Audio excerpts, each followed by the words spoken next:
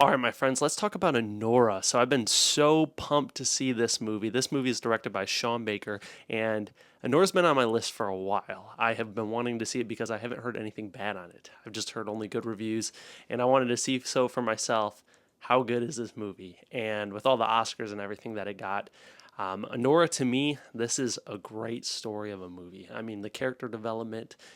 This movie explores a lot of things from class and power and money to also just transactional things within amongst the characters and emotions that just get drawn out towards the end.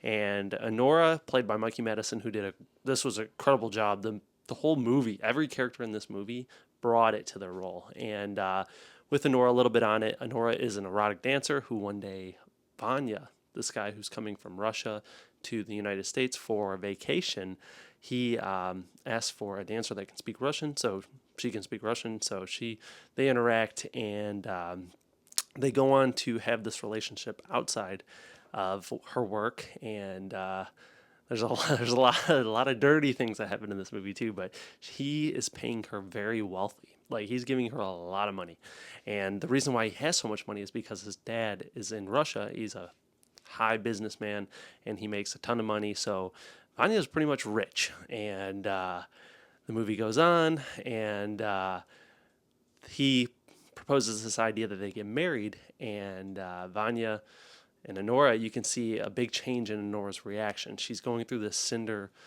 Cinderella-like story because she's in Brooklyn, New York, and she has nothing hardly, and then she interacts with Vanya. She gets or builds a relationship with him, and he has all this money, and he's taking her to all these different places, and they decide to get married. And a lot of the soundtrack in this movie kind of it's crazy because how much it highlights on the scene in the movie and what's to come.